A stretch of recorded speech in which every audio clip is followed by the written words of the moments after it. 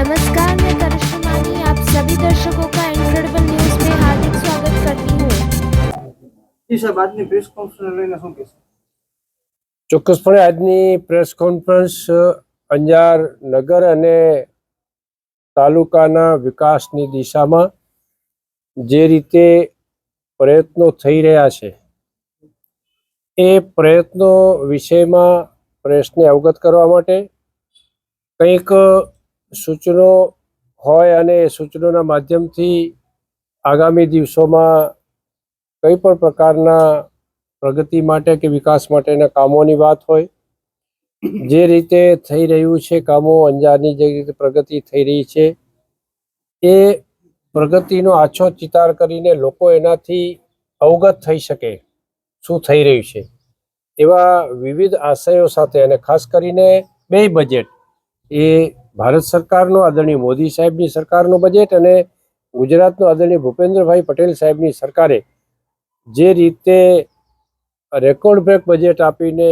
લોકોના સાર્વત્રિક વિકાસની દિશામાં જે પ્રયત્નો કર્યા છે એ પ્રયત્નો જનતા જનાર્દન સુધી પહોંચે અને લોકો એનાથી જાણી શકે અને એનામાં જે કઈ વ્યક્તિ જે પ્રકારની પાત્રતા ધરાવતો હોય એ પ્રકારના લાભો મેળવી શકે એવા જાગૃતિ લાવવાના હેતુસર આજની આ પ્રેસ કોન્ફરન્સનું આયોજન કરવામાં આવ્યું. ખાસ કરીને કચ્છને શું ફાયદો થશે? કચ્છને બંને બજેટમાં ખૂબ મોટો ફાયદો છે. રાજ્ય સરકારમાં તમે જોયું હશે કે કચ્છને 3 કોલેજો, મહત્વની કોલેજો પ્રાપ્ત થઈ. અંજાર કોલેજની પણ બિલ્ડિંગ માટેની પણ જોગવાઈ આ બજેટમાં થઈ ગઈ છે, એટલે એનું પણ બિલ્ડિંગ બાંધનું કામ આવશે. રામસર પ્રોજેક્ટ જે સારી ખંડનું છે એ પણ પ્રગતિમાં થશે અને એનો ટુરિઝમ પ્રવૃત્તિને વેગ પડશે.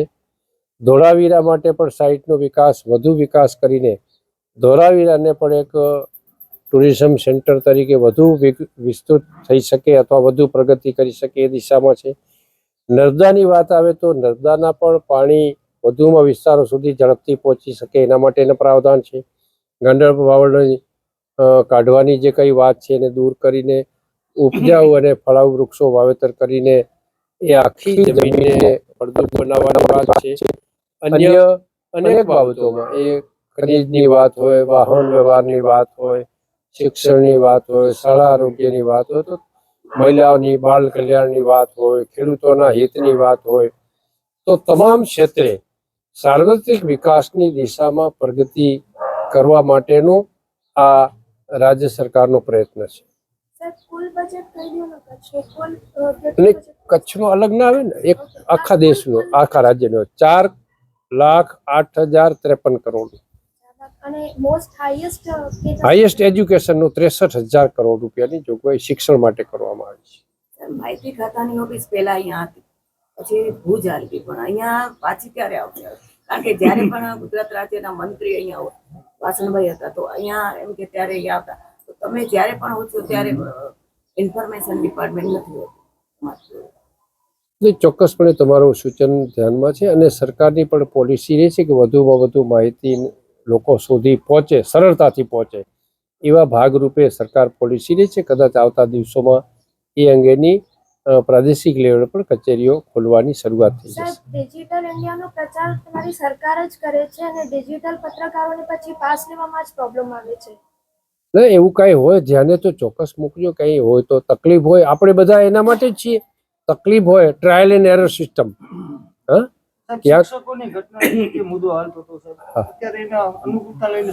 ગુરુ શિક્ષકોના ઘટની વિષય હતો, એમાં તમે જોયું હશે કે આપણે પહેલા જ તબક્કામાં જે રીતે ભરતી કરી એ 1 થી 5ની વાત હોય, 6 થી 8ની વાત હોય કે 9 થી 12ની વાત હોય, તો એમાં ઘણા મોટા પ્રમાણમાં ભરતી થઈ શકે છે.